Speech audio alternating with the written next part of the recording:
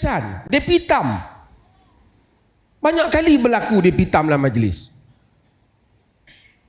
Dia panggil ghanzah. Ghanzah ni dia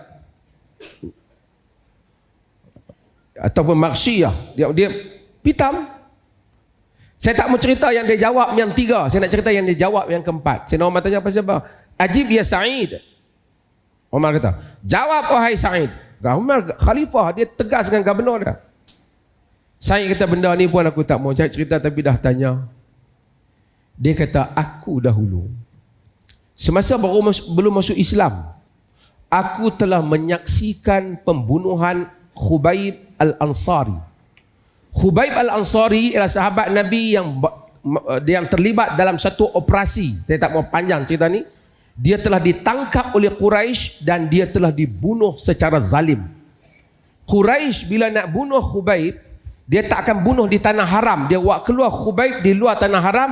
Dia jemput orang muda, termasuk dia jemput Sa'id bin Amir ni, ramai-ramai lah, mai tengok bagaimana mereka bunuh Khubayb Al-Ansari.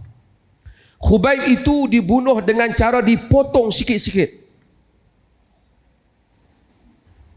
Dipotong sikit-sikit, diletakkan di atas unta. Ketika itu Sa'id bin Amir belum lagi Muslim. Sa'id menyaksikan peristiwa tu. Kata Sa'id, aku tengok mereka tanya, ara'aital anna Muhammada makanuk? Apa pendapatmu jika Muhammad duduk di tempatmu? Dia kata, la uhibbu ma uhibbu anna Muhammada makani ma uhibbu anni fi ahli wa waladi wa Muhammadun syika bisyauka. Aku tak mau aku duduk di tempat aku bersama keluarga aku, Muhammad kena satu duri kecil pun aku tak mau. Kemudian dia kata, ya Muhammad. Bukan dia panggil Nabi tolong, maksud dia teringat pada Nabi. Khubayb mati. Kata Sa'id bin Amir, tuan-tuan ambil pengajaran untuk kita. Kata Sa'id bin Amir, ma tadhakkartu dhalika al-yawm wa tarki nasrahu fi tilkal hal wa ana musyrikun la u'minu billahi al-azim illa dhanantu anna Allah la yaghfir li. Aku tidak teringat, tidak pernah sekali pun bila aku teringat peristiwa dia dibunuh secara zalim itu. Dan aku tidak menolong dia, aku tak bela dia. Sedangkan aku musyrik dan tak beriman. Melainkan aku rasa Tuhan tak akan mengampunkan aku. Pasal aku meninggalkan daripada menolong dia, membela dia. Setiap kali aku ingat aku tak tolong dia. Padahal ketika itu dia belum Muslim. Aku pitam. Itulah jawapan aku pada kau tanya kenapa kadang-kadang sebagai pemimpin aku selalu jatuh pitam. Tuan-tuan, dia tak ingat, dia teringat dia tak tolong saudara seorang Muslim yang masa tu dia belum lagi Muslim. Dia rasa bersalah.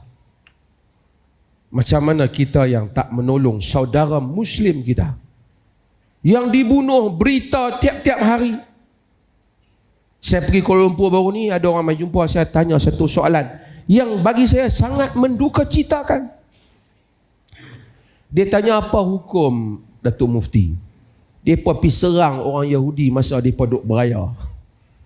Selama ni Yahudi bom, dia tak pernah rasa. Saya tanya, selama ni Yahudi duk bom orang Palestin, apa you rasa? Saya pun jarang-jarang follow lah. Dia kata dia jarang-jarang follow. Dahsyat. Kadang-kadang kita nak memahami makna hadis Nabi SAW yang diriwayatkan oleh Imam Muslim dan selainnya. Man lam yaghzu wa lam yuhaddith bihi nafsahu mata ala syu'batin min nifaq. Siapa yang tak berperang dan tidak pernah berbicara pada dirinya, yakni berniat untuk berperang, Nabi kata dia mati di dalam keadaan di atas satu cabang daripada kemunafikan. Apa maksudnya? Bukan Islam, bukan agama yang suruh kita pergi perang dengan orang. Nabi kata la tatamannau liqa al-adu Fas'alullaha al-afiyah. Was'alullaha al-afiyah. Jangan kamu nak cari musuh, minta kedamaian. Tetapi wa idza laqitumuhum fathbutu. Bila jumpa musuh, kamu jangan lari. Maksud hadis ni kata para ulama, kalau kita rasa kalau aku ada perang jihad aku tak mau pergi ya. Biar orang lain dulu pergi. Kita mati di atas nifaq. Sebab itu kata amalan jantung hati ni sendiri dia menjadi amalan. Jihad tak menjadi pahala sehingga jantung hati kita, niat kita betul. Tapi niat walaupun tak berlaku jihad dapat pahala. Tapi kalau orang tu dah dia kata kalau orang nak pergi perang fisabilillah aku tak mau apa nak pergi lah. Aku tak mau bergaduh orang dengan Yahudi. Mati atas munafik. Ini kita boleh ukur diri kita sendiri. Yang akhir, apa Allah kata dalam Quran? Malakum la tuqatiluna fi sabilillah wal mustada'afina minar rijali wan nisa'i wal wildan alladhina yaquluna rabbana akhrijna min hadhihi alqaryati zalimi ahluha waj'al lana min ladunka waliya waj'al lana min ladunka nasira. Tuhan kata, mengapa kamu tidak berperang pada jalan Allah? Sedangkan orang-orang yang ditindas di kalangan lelaki, wanita dan kanak-kanak yang menyatakan, wahai Tuhan kami, keluarkanlah kami daripada negeri yang penduduknya melakukan kezaliman pada kami.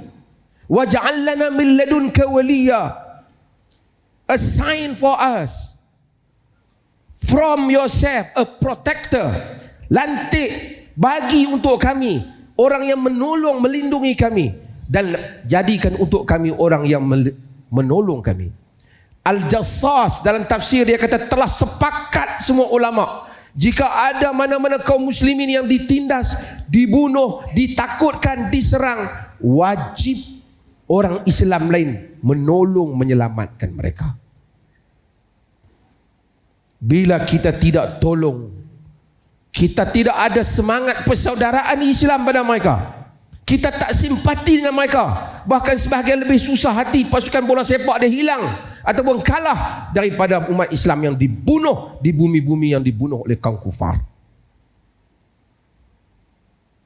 Berarti kita tidak ada iman dalam diri kita.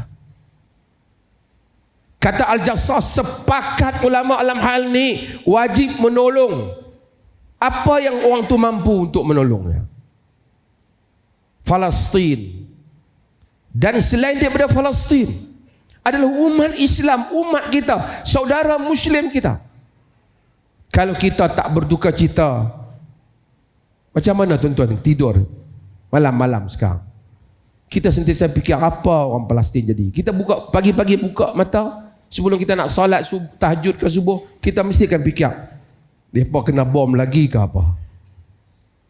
Sebab itu kesedaran ini di negeri Perlis kita minta supaya semua sekurang-kurangnya kita berdoa pada mereka. Kita sedih dan kita akan bagi tahu pada Allah bahawasanya kami tak berupaya.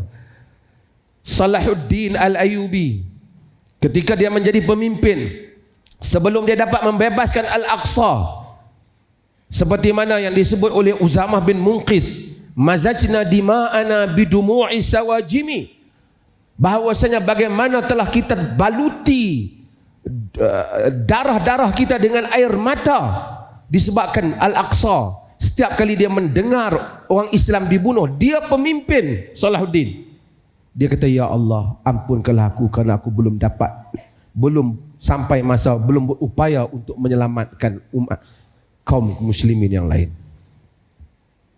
Kita pada hari kaum muslimin meninggal, dibunuh, dibom, kita kata, pasal apa yang dia duk pergi kacau Yahudi tu?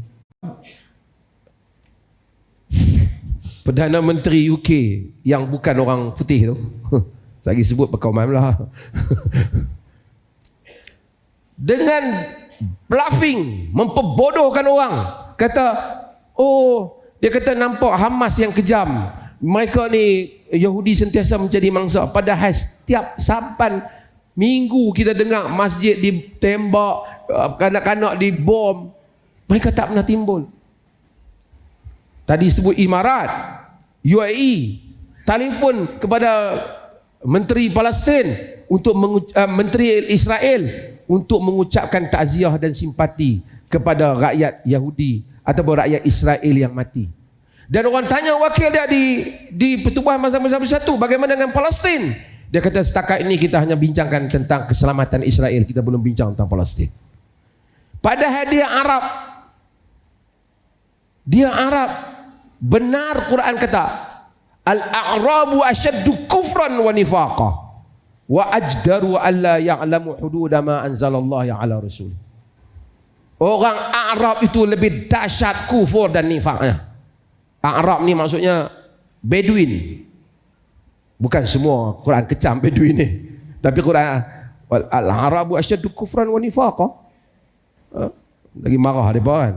Allah Nabi kata yatatawwaluna fil bunyan, kaum yang meninggi-ninggikan bangunan pada akhir zaman. Nabi kata jufatan uratan, tak pakai kasut, miskin, tak ada baju. Arab ni dia akan buat bangunan tinggi 1400 tahun dulu. Nabi bagi tahu. Kita ingat macam mana nak buat bangunan, tapi memang dia buat memang tinggi betul ya. Tinggi di dunia sekarang ni. Nabi 1400 tahun Nabi bagi tahu. Puak Arab ni akan buat bangunan tinggi. Yatatawwaluna fil bunyan, berlumba-lumba buat bangunan tinggi. Di Dubai buat satu, yang ni nak buat satu. Sekurang-kurangnya dalam Qatar ke apa adalah juga bangunan tu naik bendera Palestin. Tapi UAE dia hanya simpati dengan Israel. Al-a'rabu asyaddu kufran wa nifaqah. Arab memang Bedouin memang dahsyat kufur dan nifaknya. Bukan saya kata semualah. Quran bagi excuse juga pada sebahagian mereka. Tapi ini adalah saya nak sedarkan diri kita, negara kita, tanah air kita, dan apa yang akan berlaku. Last saya baca Omar Ashqar tulis. This is very good. Cerita satu orang Palestin. Pada hari dia tak kena kedai dia semua elok tadi. Orang pernah main minta derma kat dia untuk membantu orang Palestin yang lain. Dia tak mau derma, dia kedekut sikit dia. Lepas pada tu berapa tahun kemudian, dia juga antara yang kedai dia dibom, dan dia juga duduk di perkhemahan pelarian ni. Dan kami jumpa dia kata. Bukan kata kau yang kemarin kami jumpa. Ya, kata Sulaiman Ashqar, demikianlah kita. Kadang-kadang apabila kena giliran orang lain, kita rasa bukan aku. Mereka orang minta tolong kat mereka. Satu hari mungkin pusingan itu akan datang pada kita. Sekurang-kurangnya pada hari ini kita berhimpun dengan satu semangat bahawasanya kita membela saudara-saudara kita yang ada di Palestin dengan apa yang berlaku pada mereka.